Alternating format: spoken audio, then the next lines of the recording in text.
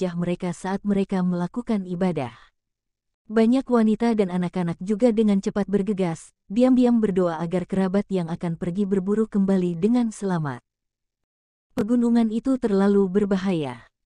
Itu adalah dunia yang sama sekali berbeda. Di luar begitu seseorang meninggalkan perlindungan desa dan pohon willow, itu adalah salah satu yang dipenuhi dengan burung pemangsa yang menakutkan dan binatang buas yang besar. Dan begitu saja, kelompok individu terkuat di desa, membawa busur raksasa dan pedang di punggung mereka, berangkat dan memasuki lembah gunung, anak sungai dan danau besar. Sesaat setelah itu, ada bau besar yang menyesakkan. Menyaksikan kelompok pemburu itu pergi, kepala suku tua Si Yunfeng memimpin kelompok anak-anak menuju petak rumput yang terletak di pintu masuk desa. Dia duduk bersila dan berkata, "Baiklah, kalian sekelompok kecil monyet perlu duduk dan belajar dengan giat." Sekelompok anak-anak segera menjadi tertekan dan mereka semua memiliki ekspresi putus asa. Mereka dengan enggan duduk, seolah-olah mereka adalah daun yang layu. Kakek kepala, bahasa burung dan tulisan kura-kura itu rumit seperti simbol hobgoblin. Ini terlalu sulit untuk dipelajari. Apa gunanya mempelajarinya? Tepat, itu tidak berguna seperti memanah yang diajarkan ayahku.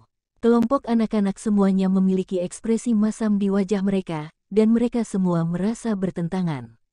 Kalian sekelompok bayi kecil benar-benar tidak tahu apa-apa. The Bontex terdiri dari simbol tirani pada tulang yang diturunkan secara alami oleh Archaic Descendants yang menakutkan. Tertanam di dalam adalah kekuatan misterius di mana banyak orang tidak bisa belajar bahkan jika mereka mau. Bahkan jika Anda hanya sedikit berhasil dalam mempelajarinya, siapa yang tahu berapa kali lebih kuat Anda dibandingkan dengan orang tua Anda. Kepala lama mengkritik mereka karena tidak memenuhi harapannya. Kakek kepala, tunjukkan kepada kami kekuatan teks tulang ini. Seorang anak yang sedikit lebih tua berbicara. Pria kecil, datang ke sini. Ketua berteriak dari jauh. Si kecil baru saja selesai mengejar burung pipit 5 warna, dan saat ini mengerahkan banyak energi untuk menarik ekor anjing kuning besar. Memutar kepalanya dalam kebingungan, dia melepaskan cengkeramannya dan berlari sambil menggoyangkan pantatnya.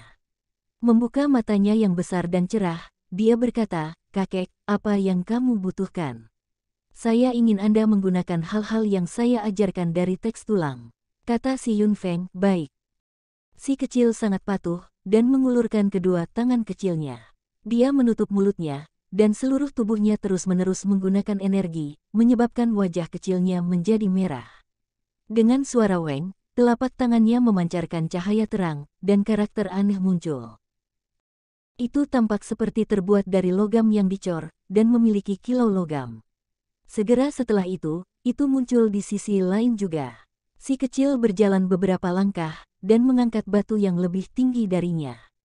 "Sangat kuat," seru sekelompok anak-anak. Ini adalah pria kecil yang sedikit lebih tua dari satu. Bagaimana dia bisa mengangkat batu sebesar itu? Si kecil, apakah kamu menggunakan semua kekuatan yang kamu dapatkan dari minum susu? Anak-anak yang lebih tua semua menggodanya. "Iya, aku menggunakan semua kekuatanku." Pria kecil itu menjatuhkan batu dan duduk di lantai dan tersenyum tanpa sedikit pun khawatir. Dia sangat murni, dan dengan cepat, karakter memudar dari telapak tangannya. "Kakek kepala, apakah ini kekuatan dari teks tulang misterius yang kamu pelajari selama lebih dari 10 tahun?" Kelompok mata anak-anak semuanya bersinar, dan kurangnya minat mereka sebelumnya tidak ada lagi. "Jangan terlalu bersemangat, ini hanya bisa dianggap dasar. Dibandingkan dengan teks tulang surgawi yang muncul dalam legenda, itu masih terlalu jauh." Pria tua itu mengangguk, lalu menggelengkan kepalanya. "Bisakah kepala kakek memberitahu kami tentang dunia luar?" Sekelompok anak-anak memiliki ekspresi penuh harapan. Semua orang di desa tahu bahwa ketika kepala desa masih muda, dia pergi dengan sekitar selusin orang ke batas ibu pertiwi yang jauh dan menjelajahi dunia luar. Namun 10 tahun yang lalu, hanya 2 yang berhasil kembali saat berlumuran darah. Salah satu dari keduanya meninggal segera setelah itu, dan hanya Si Yunfeng yang mampu bertahan. Dia menghabiskan tahun-tahun terakhir ini mempelajari teks tulang, dan dari waktu ke waktu dia akan mengujinya pada individu-individu kuat di desa. Anak-anak ini semua tahu dengan jelas bahwa ketika orang tua mereka, yang seperti harimau dan naga, dipanggil, mereka semua akan membuat lolongan dan teriakan yang membuat hati bergetar di dalam halaman batu. Hal ini membuat anak-anak ini merasa khawatir, sekaligus kagum. Hanya dalam beberapa tahun terakhir penelitian kepala desa yang lama secara bertahap mulai berkurang, tidak lagi menakutkan penduduk desa. Terlebih lagi, lelaki kecil yang meminum susu binatang buas itu dibesarkan olehnya, dan dia menjadi kandidat penelitian terbaiknya. Dunia luar, pria tua itu mulai bernostalgia. Setelah terpesona dengan penyesalan, dia berkata, dunia ini terlalu besar. Ini luas dan tak terbatas. Hanya dari satu wilayah ke wilayah berikutnya akan mencakup jutaan li. Tidak ada yang benar-benar tahu seberapa luas itu, karena seseorang yang berjalan kaki tidak akan sepenuhnya menutupi satu wilayah dalam hidup mereka, itu hanya tak terbatas dan sunyi. Penduduk daerah yang berbeda akan merasa sangat sulit untuk berhubungan dan berkomunikasi satu sama lain karena terlalu berbahaya. Tanah itu memiliki terlalu banyak spesies binatang tirani yang berbeda, dan mereka semua tangguh dan misterius. Terlepas dari apakah itu suku beberapa ratus ribu atau kota yang megah dan besar, masih ada kemungkinan mereka akan dihancurkan dalam semalam oleh beberapa spesies kuno. Tentu saja, masih ada manusia yang sangat kuat dan sebanding dengan keturunan archaik. Mereka memiliki kekuatan suci yang tiada taraf, dan manusia ini adalah yang paling berbakat di antara umat manusia. Kelompok anak-anak semuanya merasakan rasa hormat di dalam hati mereka, dan pada saat yang sama, mereka merasakan kerinduan karena mereka semua ingin tahu tentang dunia luar. Seseorang bertanya, di dalam negeri ini, apakah ada permata duniawi atau ramuan legendaris yang dapat memungkinkan seseorang untuk mengalami kelahiran kembali? Juga, jenius terkuat umat manusia, seberapa kuat mereka sebenarnya? Orang tua itu tertawa dan berkata, jika kamu ingin tahu, maka kamu harus terlebih dahulu menjadi kuat. Jika kita bisa menguasai kekuatan misterius teks tulang, apakah kita bisa menjelajahi daerah di bawah langit? Beberapa anak mulai mengungkapkan kerinduan mereka.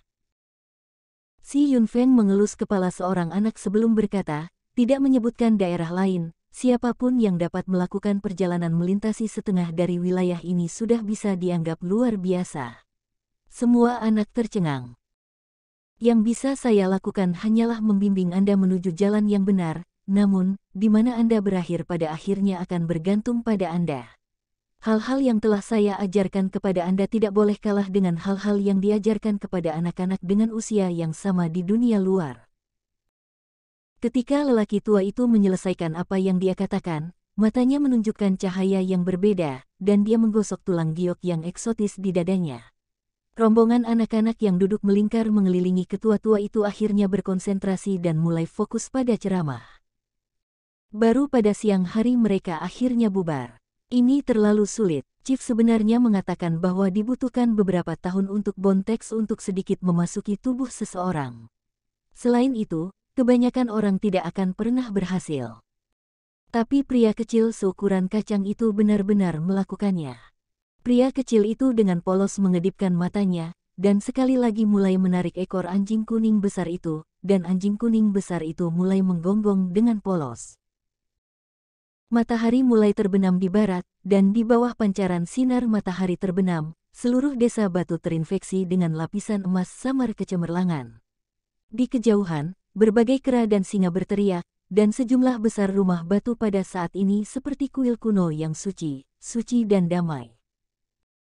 Kira-kira selusin orang berkumpul di cakrawala, dan bayangan mereka terbentang oleh matahari terbenam. Garis tubuh mereka tampak keemasan dalam cahaya matahari terbenam, membuat mereka tampak sangat tinggi dan kuat. Mereka masing-masing menyeret kepala seekor binatang buas yang sangat besar dan ganas saat mereka kembali dari perjalanan mereka yang berlimpah. Mereka kembali. Para wanita dan anak-anak desa yang berdiri di pintu masuk desa menunggu lama bersorak, dan kegelisahan serta ketakutan di dalam hati mereka lenyap seketika. Mereka berteriak dengan suara keras. Ayah dan yang lainnya kembali dengan selamat. Surga, untuk kembali dengan begitu banyak mangsa. Kali ini kami menuai panen yang langka dan hebat. Perburuan kali ini sangat sukses, dan selusin pria dewasa semuanya kembali dengan hasil panen yang bagus. Di dalam mangsanya ada tubuh besar gajah bertanduk naga, yang merupakan binatang buas dengan daging berlebih yang mirip dengan sapi. Selanjutnya, ember diisi dengan ular terbang yang tebal dan tipis. Orang-orang tua di desa semuanya memiliki ekspresi terkejut di wajah mereka. Makhluk-makhluk ini biasanya sangat sulit untuk dihadapi, dan beberapa dari mereka bahkan disebut binatang buas. Bagi begitu banyak dari mereka yang diburu hari ini dan berlumuran darah, itu terlalu tak terduga. Ambil contoh gajah bertanduk naga itu. Tubuh gajah itu seperti logam, dan bahkan tombak besi pun sulit untuk menembusnya. Sepasang tanduk naga tajam seperti pisau, dengan mudah membelah batu-batu besar. Untuk binatang kui berkaki satu itu, jika ia berhasil mendekat, ia bisa mengejutkan orang sampai mati. Adapun Flying Python yang lahir dengan sayap besar, mereka dikenal sebagai pembunuh gunung. Mereka akan meninggalkan puncak gunung dan tiba-tiba menyelam untuk membunuh, menyebabkan mereka menjadi sangat menakutkan. Di dalam mangsanya ada beberapa makhluk yang bahkan lebih tangguh, seperti badak api berkepala dua yang bertubuh merah, yang merupakan makhluk mitos berdarah murni. Ini semua adalah binatang buas yang asli. Jika mereka kebetulan bertemu salah satu dari mereka, mereka biasanya akan mengambil jalan memutar yang panjang untuk menghindari mereka, namun mereka dapat memburu mereka hari ini, benar-benar bertentangan dengan akal sehat. Kali ini kami benar-benar sangat beruntung bisa kembali dari perjalanan yang begitu berharga tanpa satupun korban, tawa Si Linghu, pemimpin kelompok pemburu, saat dia menjelaskan kepada kepala desa dan penduduk desa. Selama beberapa malam terakhir ini, ada banyak binatang buas tertinggi yang melewati pegunungan, menggerakkan bumi dan mengguncang pegunungan. Mereka menginjak-injak segalanya sampai mati, dan melukai banyak binatang gunung. Selama beberapa hari terakhir ini, banyak binatang buas yang terluka, dan binatang buas yang terluka parah itu dikejar dan diburu oleh mereka, menjadi mangsa yang mudah. Ini semua adalah makhluk tirani yang biasanya akan dihindari oleh orang-orang desa. Jejak kaki besar di dalam pegunungan mirip dengan jejak kaki manusia, tetapi mereka terlalu besar, dengan panjang masing-masing hampir 100 meter. Sebesar itu, seru warga desa. Ini benar-benar berita yang mengejutkan. Bahkan sesepuh yang mendengar ini tidak bisa tidak menarik napas dari udara dingin. Mereka semakin menyadari bahwa sesuatu terjadi di dalam jurang pegunungan yang akhirnya menarik keturunan archaik di sekitar daerah terpencil yang luas. Bagaimanapun, itu adalah panen berlimpah satu kali, dan semua orang penuh kebahagiaan. Desa Batu dipenuhi dengan suara tawa anak-anak dan suasananya pun ceria. Kepala Si Yunfeng membawa sekelompok orang ke pohon willow dan membawa selusin binatang besar mati ke platform batu yang jelas merupakan altar besar.